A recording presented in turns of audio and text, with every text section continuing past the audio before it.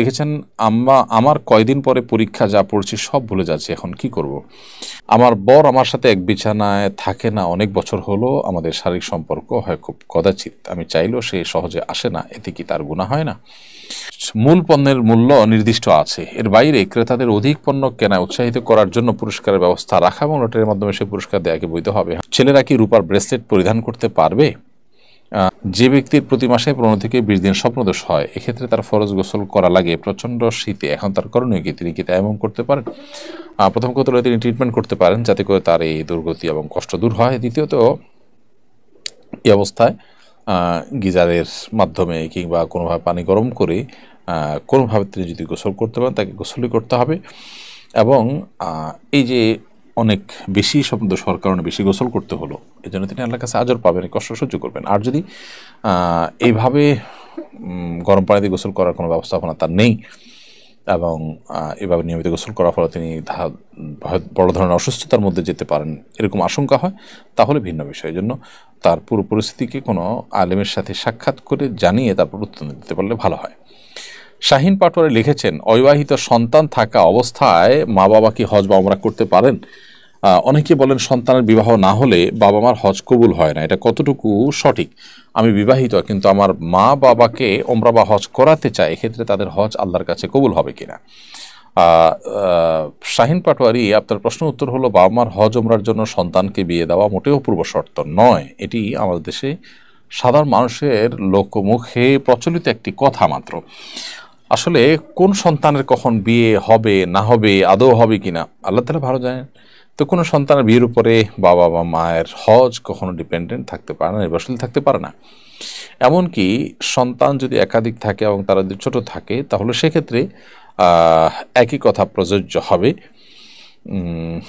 যে সন্তান যদি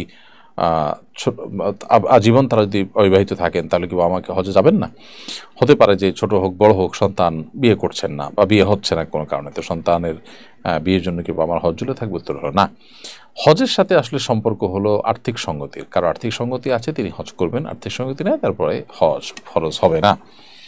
এটা হলো মূল বিষয়। সাদ, আপনি এর দিকে লিখেছেন, রাগ কন্ট্রোল করার ও ধৈর্য বৃদ্ধি করার কিছু উপায় বললে কৃতজ্ঞ হব।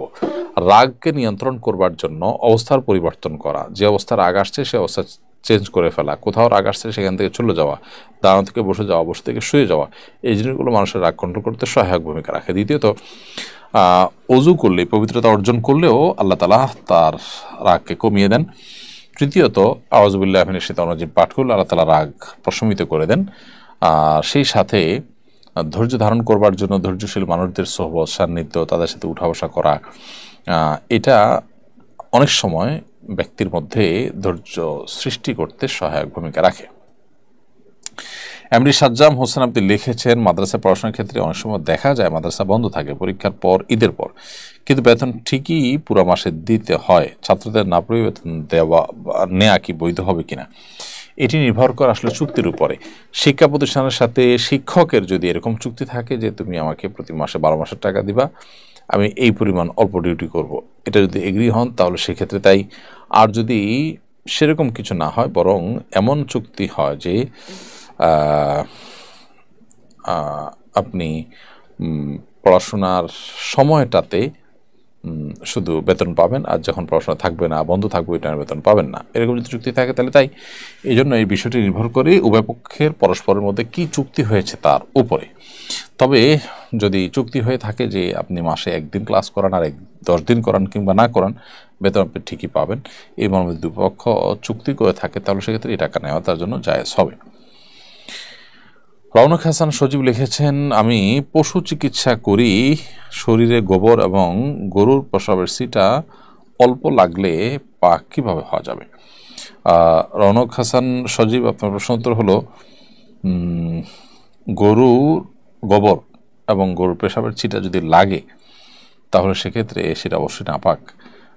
যে জায়গায় লেগেছে সেই জায়গা কতটুকুর মধ্যে লেগেছে সেটি মোটামুটি অনুমান করে ধরে আলতো করে ধুয়ে ফেলতে হবে, তাতে ইনশাআল্লাহ পুরো জামাটা বা পুরো শরীরটা পাক হিসাবে ধরতে হবে। এরপর রেহানা খাতুন লিখেছেন, অর্ধেক দাঁত ক্ষয় হয়ে যাওয়ার পর সেটাতে ডাক্তারের দ্বারা ক্যাপ লাগিয়ে বাকি অর্ধেক দাঁত নকল দ্বারা ঢেকে গেলে সে অজু গোসল হবে কিনা। অর্ধেক দাঁত ক্ষয় হয়ে যাওয়ার পর সেখানে যদি ডাক্তার কোনো ক্যাপ ইত্যাদি লাগান এবং সেটা যদি খোলা কঠিন হয়, ইজিলি সারাক্ষণ খোলাখুলির মতো ইস্যু না, বরং একটুও কষ্টকর হয়, একটু অসুবিধা তৈরি হয়, তাহলে সেক্ষেত্রে এটা খোলার দরকার না, ব্যবস্থা আপনি ওজু এবং গোসল করবেন, গোসল এবং ওজু হয়ে যাবে ইনশাআল্লাহ তাআলা। এরপরে কে আর ফাইয়াজ, আপনি আমাদের ইউটিউব চ্যানেলে লিখেছেন, আমার মা এবং ছেলে একই জামানায় বিছিয়ে একই জায়নামাজ বিছিয়ে পাশাপাশি নামাজ পড়া যাবে কিনা। বাসায় মা এবং ছেলে একই জায়নামাজ বিছিয়ে পাশাপাশি নামাজ পড়তে কোনো অসুবিধা নেই, তবে জামাতে যদি নামাজ পড়েন তাহলে সেক্ষেত্রে ছেলেকে সামনে দাঁড়াতে হবে, মাকে পিছনে দাঁড়াতে হবে। জামাত ছাড়া পড়লে নিজের মতো করে প্রত্যেকে যার যার নামাজ পড়তে পারেন, কোনো অসুবিধা নেই। আমার বর আমার সাথে এক বিছানায় থাকে না অনেক বছর হলো, আমাদের শারীরিক সম্পর্ক হয় খুব কদাচিৎ, আমি চাইলেও সে সহজে আসে না, এতে কি তার গুনাহ হয় না? প্রিয় বোন, আল্লাহ তাআলা আপনার প্রতি রহম করুন। যদি আপনি যেমন বর্ণনা করেছেন বাস্তবতা এমনই হয় যে আপনার যে জৈবিক চাহিদা আছে সেটি তিনি পূরণ করছেন না, তিনি এক্ষেত্রে অবহেলা করছেন কিংবা শারীরিকভাবে অসুস্থ, এদিকে আপনি এই অবস্থা চলতে থাকলে নিজের চরিত্র নিয়ে আপনি শঙ্কায় থাকেন, তাহলে সেক্ষেত্রে তিনি শুধু গুনাহগারী হচ্ছেন তা নয়, বরং আপনাকে এই সংসার থেকে বিচ্ছিন্ন হয়ে অন্যত্র বিয়ের চিন্তা আপনাকে করতে হবে, যদি সেই সুযোগ আপনার থাকে। অন্যথায় আপনার স্বামী তিনি গুনাহগার হবেন, তিনি আলাদা থেকে আপনার হক নষ্ট করছেন, সেই দায় তিনি দায়ী থাকবেন। তার আল্লাহকে ভয় করা উচিত, কারণ স্ত্রীর ভরণ পোষণ শুধু জোগাড় করলেই হয় না, স্ত্রীর জৈবিক চাহিদা পূরণ করাও স্বামীর উপর কর্তব্য, সেটা যদি তিনি না করেন তাহলে তিনি গুনাহগার হবেন। ছেলেরা কি রূপার ব্রেসলেট পরিধান করতে পারবে? ছেলেরা আসলে সাজগোজ করবে না, সাজগোজ ছেলেদের জন্য নয়, বিধায় তারা রূপার আংটি পরলেন বা অন্য কোনো কিছু পরলেন এটা জায়েজ আছে, কিন্তু রূপার ব্রেসলেট তাদের পরা উচিত নয়। দেখেছেন, আমার কয়দিন পরে পরীক্ষা, যা পড়ছি সব ভুলে যাচ্ছি, এখন কি করব। ভুলে যাওয়ার অনেক কারণের ভিতরে একটা হলো গুনাহ, পাপাচার। মানুষের নানান গুনাহে যখন লিপ্ত হয়ে যায় তখন তার স্মৃতিশক্তি কমে যায়, লোপ পেয়ে যায়। সেজন্য আমাদের উচিত হবে তাকওয়ার জীবন গড়া এবং গুনাহ মুক্ত জীবন পরিচালনা করা। সেই সাথে আমাদের স্মৃতিশক্তি নষ্ট হতে পারে, আমাদের ফোকাস নষ্ট হতে পারে, সেরকম বিষয় থেকে আমাদের বেরিয়ে আসা উচিত। মোবাইলে অতিরিক্ত সময় দেওয়া, অতিরিক্ত বন্ধুবান্ধব নিয়ে আড্ডাবাজি করা, সেই জিনিসগুলো বন্ধ করা খুব বেশি গুরুত্বপূর্ণ। না হলে আসলে এই ভুলে যাওয়ার যে রোগ, এটা থেকে ফিরে আনা নিজেকে খুব কঠিন। মূল পণ্যের